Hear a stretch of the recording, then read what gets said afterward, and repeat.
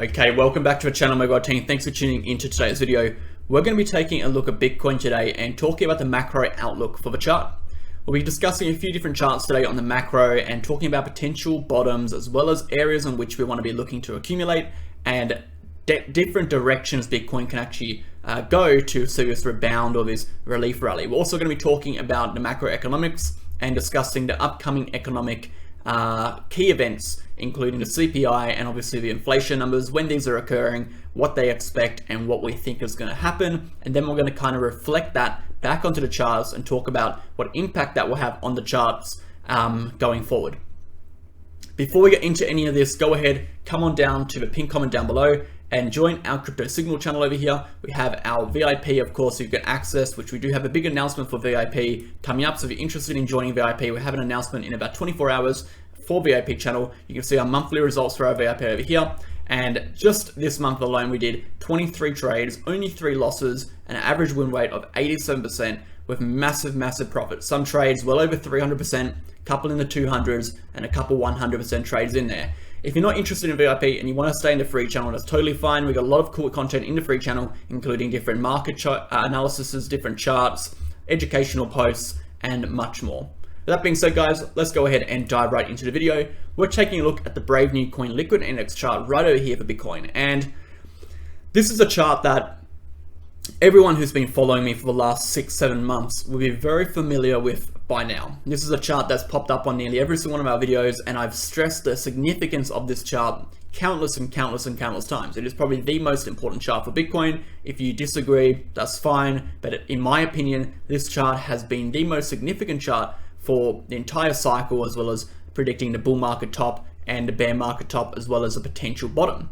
And a few things before we go ahead and analyze anything further. This chart is telling us a bottom will be sitting in at around $17,500 to $18,000 on this bottom trend line. Now, the only bit of data we have, all right, the only bit of data we have besides lagging indicators. Now, the reason why we can't go for, I'm going to go into that later, but lagging indicators do not pose data for future predictions, right? They just don't, all right? So the only data we have to assume this is going to break down for now is economic expectations. Okay, so if the economy decreases or continues to do poorly, or if inflation continues to rise and interest rates continue to hike, then we will see a breakdown of this trend line. Now, we've talked a lot about that before, and we'll briefly talk about it today. We've been talking about that ever since we started our channel. I think like the 5th or 6th video on our channel, all the way back over here, we were talking about the economic impacts on inflation and interest rates will have on assets, risk assets particularly, and how that will result in or facilitate a significant downward price move for these risk assets if interest rates continue or even rise in the first place. And that is exactly what happened. All right, so we're going to talk about that in a little bit more detail today. And I do want to say, first and foremost, when it comes to predicting these macro trends, technical indicators, although they are amazing at predicting reversal points and direction and strength, they're not the best at predicting macro bottoms, all right? They're not really good at predicting macro bottoms. They're not really good at predicting macro tops. Think about how many people were going off technical indicators up over here, telling you that we're gonna go 100K. So it requires an outlook. The reason why it's difficult to predict these bottoms is because first, you need to have an understanding of the technical analysis. So let's say this is TA. You need to understand what this is meaning. So you need to have your knowledge, all right? Now, you need to apply your knowledge to the situation. Right, so we'll say this is a situation, right? Depending on how knowledgeable or how experienced you are will determine the quality of the knowledge that you apply to a situation, all right? And then you need to infer a possible outcome based on that situation, all right? And that is going to be your prediction. Okay, now this is where it becomes difficult because the TA isn't reflecting the situation when it's lagging, all right? So generally the TA does reflect the situation well. So you have this straight 3-point method where you have your TA in combination with what you know to produce a situation or to see a situation unfold, and then you have your prediction. Now with the top and bottom, you don't have such a simple method. It isn't that simple. You have a situation which is playing out, and the TA isn't reflecting the situation. So you need to make a prediction of what the TA is going to be reflecting in later periods. So you have a prediction, all right? And this is based on economic data, all right? This is based on economic data. This is based on market analysis, so structural analysis. loosely based on technical analysis, all right? And then you use that to infer what the technicals will be looking like, and then you use that to create a situation and then your prediction. So it's essentially a prediction of a prediction. And this is why it's very difficult to predict these bottoms and tops. This is why a lot of people, a lot of analysts struggle with predicting bottoms and tops, because it requires a broader outlook. It's a very much a prescriptive analytical method rather than a predictive or diagnostic or descriptive analytical method. So this is why we've had great success in predicting all these bottoms and tops and massive moves, because we were able to zoom out a little bit and think of the situation as a whole. So going off that alone, guys, the situation as a whole is suggesting we do bottom here. All right. Now, like I said, one of the main factors that go into that prediction is economic. So we still need to factor that in. So if we factor that into that prediction, we get a different situation. Okay. So right now, the market analysis method and the economic do not match. All right. That is because the data that is producing the economic stance is not actually currently out yet. We have to go on historical data. So like that of TA, the economic data is lagging. All right. It's a lagging indicator. The only thing that is not lagging is the market analysis, and therefore we have to provide a little bit more weight to that. So the economic data is something we're going to be discussing later on in the video. We'll come back and talk about what impacts economic data will have on the price action, how it actually impacts cryptocurrency, and what effect that will have on the future of this chart particularly. Real briefly, guys, let's go ahead and talk about potential bottoms, which we already discussed, but we'll talk about potential bottoms lower down below this trend line. You know, what happens if we lose this trend line? Where could we see the price going? And we'll also talk about potential reversal points leading up to the bull market, what you should do, where we should think the price will head, what key levels do we need to break. After that, we'll go ahead and look at the DXY, look at a bunch of other charts, then we'll come talk about inflation, bring up the data, show you the different news events and get into it, okay? So, big intro, guys. But we've kind of laid the groundwork for everyone today. We're going to go into a little bit more detail in today's video. So if you really enjoy the video, go ahead, comment down below, like, subscribe, whatever. Let me know down below what you think. I really want to hear what you guys think. I've obviously shown you guys what I think over the last few months, and we're being pretty much dead on accurate. But let me know what you think. Do you think this bottom trend line will hold? Before we get into the data and the rest of the video, just let me know down below. Do you think this bottom trend line will hold? And if it doesn't hold, where do you think we'll be going? All right, so let's go ahead. Before I get into the next part, just comment down below. We're going to talk about what I think. So if we lose that bottom trend line, which is represented by this support resistance horizontal zone over here, I think we'll see a move down to about $13,000 to $12,000 between this range over here. All right, and the reason I say that is because that's a major POC level on the VRPV for Bitcoin. It's a major area of historical confluence, and generally the price will be magnetized to those levels when we break these major supports. So we see it usually when we break these huge support zones, we generally magnetize to the lower or the next, whether it be a break upwards or a break downwards, we go to that next major support zone, okay? So looking at the chart over here, we'd expect to see exactly the same thing, all right? So we're looking at that major zone, which is represented by the uptrending 9-year support line, but also represented by this horizontal level between 17,500 and 19,000 with that 18,000 level smashed in between there, okay? So a pretty strong demand zone. DXY, sorry, I'm losing my mind, has broken upwards. We had this short-term descending channel in conjunction with this uptrending support line over here. It's broken upwards, and we said if we see a break upwards here, we will see a little bit more blood in the market, and we posted that way down over here to the support line. We saw a break upwards just to our target. We can expect to see blood in the market, and we have in fact seen that. Bitcoin, as that breakout occurred, we saw this downward consolidation. On the short term right now, guys, we did a little analysis on yesterday. We are in this ascending channel. Not looking amazing right now. We could definitely go lower. We do have our targets down at 19,800, 19,200, and obviously 18,000, sorry, for these lower targets. So keep your eye on that. Let's talk about our bullish reversal pattern for Bitcoin. We've talked a lot about, potential bottom being at $18,000, and a real possibility, guys, is we see this double bottom down over here and push upwards. And we've talked a lot about a potential scoop low, and the scoop low could occur down to about 16,500. I would not count this support line to be lost unless we lose that $16,000 level. We could definitely bounce below, wick, and push back upwards. Although it hasn't happened before, it can happen, all right? Where we close the 7-day candle is what matters on this chart. It's a 7-day chart. So if we move below for 2 or 3 days, but close our 7-day above, that would constitute support, okay? So we do have to keep that in mind too. The moment we lose this level isn't the moment the trend line is lost. We only lose this trend line on the 7-day when it's lost on the 7-day. So keep that in mind, okay? Moving back to our chart over here. So we can see a scoop low down into the $16,000 range as a potential, scam wick down below. I would say this is a real possibility before we push up and then start clearing these levels. We would need to clear this horizontal level of 21,765 before we get a short-term impulse back upwards. And obviously, before we even get a chance to clear that, we need to break through this downward trending dotted line. This downward trending dotted line is our diagonal dynamic dotted resistance zone. All right, think of it exactly the same as you would think of a horizontal resistance zone. So you have the distance between the lower part and the upper part. These two horizontal levels are major resistances. All right, we have a major resistance at the bottom, major resistance at the top. The distance between, or the area between, is still resistance, but it is weaker resistance. So generally what we see is when the price moves to this level, we either reject, or we push through, reject here, or we break right through, right? These are our rejection points in that channel, all right, or in that zone. So keeping an eye on the chart over here, if we do scoop above 21,760, whatever it was, we can see a push upwards, but of course we have our resistance zones at these points here, all right? Breaking through here will constitute a short-term reversal. Whether that leads to a long-term reversal, different story. Let's go ahead and take a look at the macro again and talk about what would actually need to happen for us to get a macro reversal. So first and foremost, guys, we need to break that downtrending dotted line, all right? We showed you on another chart.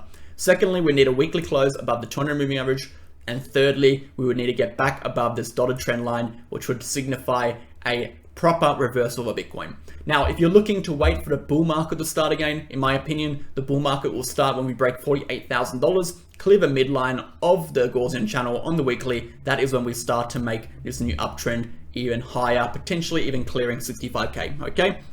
If we break above 48,000, close the weekly above 48,000, I would say we're going to new all-time highs. I can say that with pretty strong confidence. Now, I don't think this will happen soon. I think this will take a long time to play out. We can definitely see if we do, now this is on the assumption, guys, we do hold this level, we can see some kind of extended move around this level for quite some time before we even move upwards. It's definitely going to take some time. There is no rush to pick the bottom, and even if you don't get the exact bottom, it doesn't matter. There is a lot of time to do so, okay? So one more time, we lose this level, we head down, we have our targets around $12,000, all right, around this level over here. And obviously, if we move upwards, we move upwards. So let's go ahead and talk about, what would actually facilitate this move. So first off, we're going to look at the economic data, talk about that. We'll come back to the chart, do the economic analysis on the chart, apply the economic information that we derive from the data into the chart, give you guys a prediction based on that and where the price will head.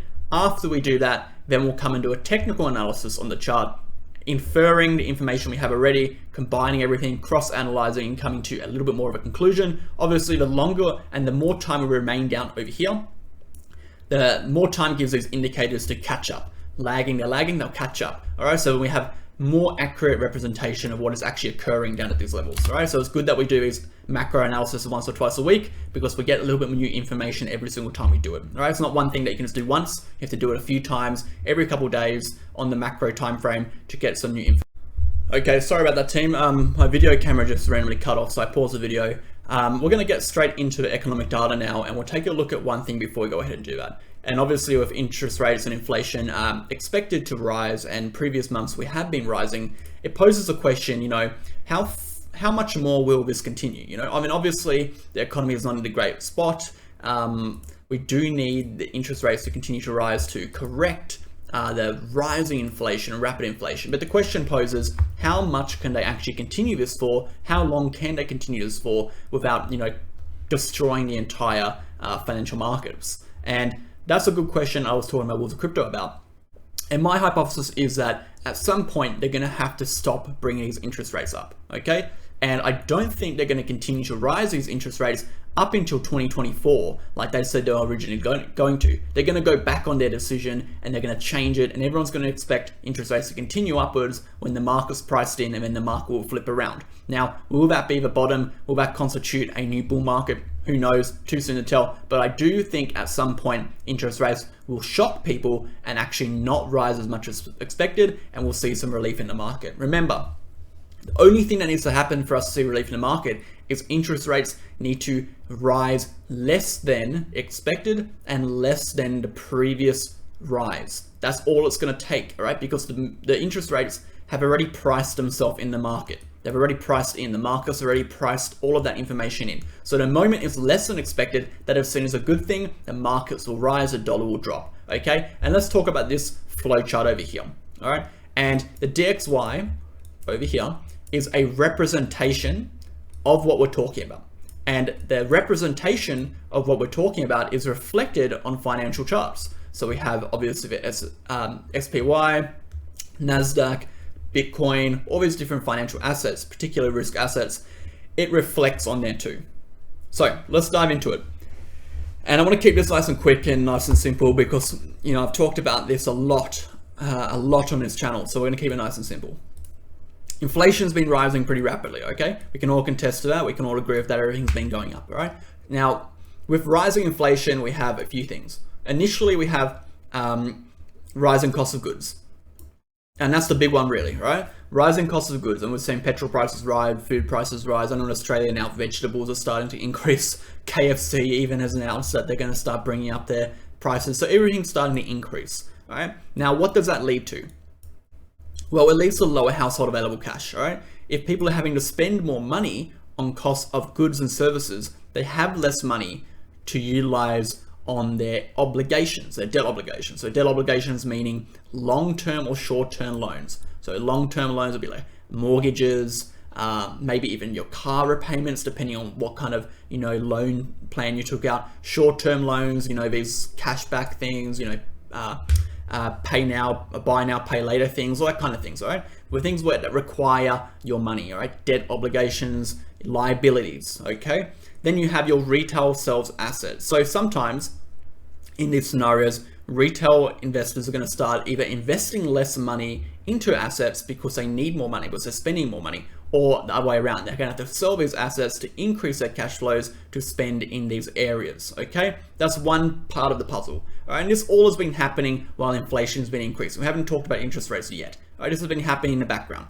On the other side of this, the same thing has been occurring, all right? Companies have acquired a lot of assets on low interest repayments, on low debt, okay? So we use debt to acquire assets with very low debt obligations, because interest rates have been very, very low. So now a company acquires a lot of assets, all right? And this is all while inflation's been increasing. This is all while interest rates have been very, very low.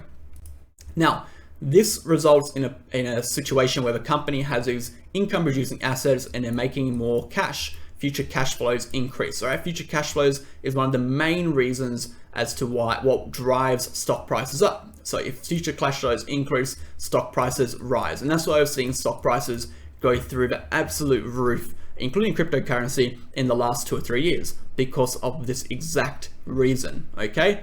So the opposite happens now, all right? When we have interest rates rising to combat inflation, we want to bring inflation down, all right? This equals inflation going down, interest rates going up, all right?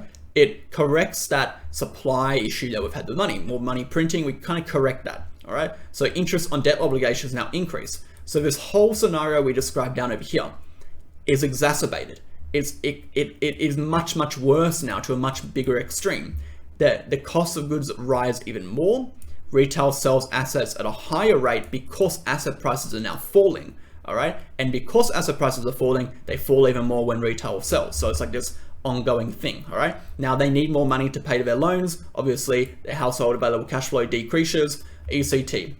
They spend less money, the supply-demand balance goes out of whack, everything gets more expensive, all right? Now moving up to over here, the interest that the companies have to pay on their debt obligations or their assets massively increase, all right? Their future cash flow earnings massively decrease, their share value decreases. They have to offload their assets, so sell their assets back to cover these obligations, to increase their cash flows, to make their company look favorable or healthy. All right, so there's this whole back and forth thing that happens when you flip this dynamic. It completely changes the dynamic between acquiring assets and producing cash flows for companies and obviously for households. Okay, so we've got a situation now where interest rates have been rising for quite a bit of time now, not very, very long, right? We haven't been rising very, very long, but in comparison to what they were, they've taken a bit of hike.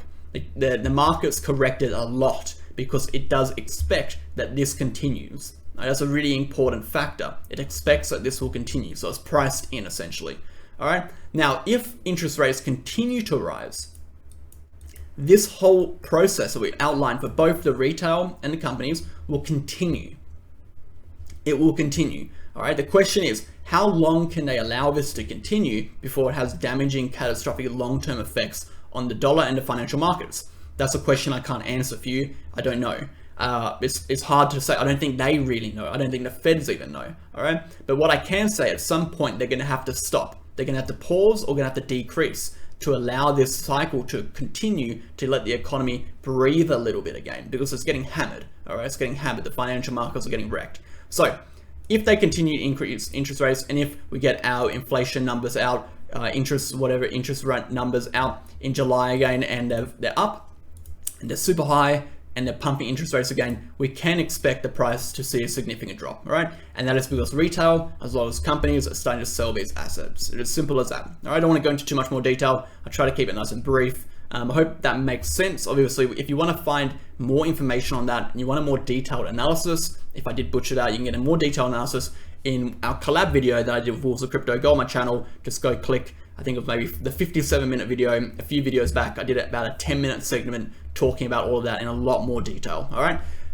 So it's kind of our outlook here, guys. I think a lot rests on the information coming out in July. July is going to be a big month for the market, and let me know what you think, if you agree, disagree, whatever. I think personally July is going to be a really big month in the market. We have our validations, we have our invalidations. Right now, it's not the time to be taking risks because we don't really know the variables that we're going to be trading into right now. Right now is the time to be patient and to wait. Let it play out, act on what happens, get the information, gather that information, and then predict a course of outcome. All right. So what I recommend and what I've been doing now is I've just been patiently waiting. I will continue to treat this chart like the be all and end all. I will continue to act as according to this chart, and I will look to be entering upon this black line. If it reaches a black line again, I will be buying. All right, not a lot. I'm not going to buy a lot, maybe 20%. All right.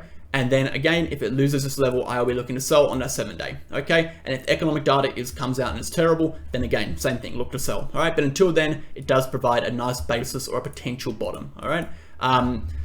That's about it for the video, guys. I don't really have much else to talk about. I hope you enjoyed the video. If any questions, leave them down below. I hope it gave you a little bit more of an overview of the macroeconomic structure. I hope it gave you a little bit more overview of what's actually going on in the market, what we think is going to happen, and give you a little bit of an outline or overview of the macro environment for Bitcoin. If you have any questions, leave them down below. Of course, sign up to Bitget. You can join Bitget through my referral link down below. I'm going to play a little video about that. We have Crypto Academy. And before we get into anything else, I do want to say our VIP channel has a very, very big announcement that we're going to be posting tomorrow. If you're interested in joining our VIP for trading signals, trading calls, all that kind of good stuff, just go ahead to join our free channel. We'll have the announcement posting in about 24 hours. That being said, guys, I'll catch you in the next video. Okay, guys, so we're going to take a look at Bitget next, and I highly, highly recommend sign to Bitget. This is where I personally trade. So if you want to be trading where I trade on a daily basis, sign to Bitget. In the comment down below, you'll see the referral link. Just go ahead and click that. You can sign up and you get access to our reward center if you sign up. And there's a whole range of things you can do here to basically get rewards. And you know, the rewards bonus is up to $4,163 US, which is pretty significant. But you can go ahead and get access to that if you click the link down below. Beyond that, guys, I really do like Bitget Exchange. I'm not just saying that to shill you guys a referral link. Honestly, sign up without the referral link. I don't care. I'm honestly telling you guys 0.02% trading fees is just too good to miss. You just really can't miss it. It's 0.02%, guys. It's insane. But this is the futures over here, and it's a global exchange that doesn't have KYC, so anyone can access this from anywhere in the world and get access to all the tools.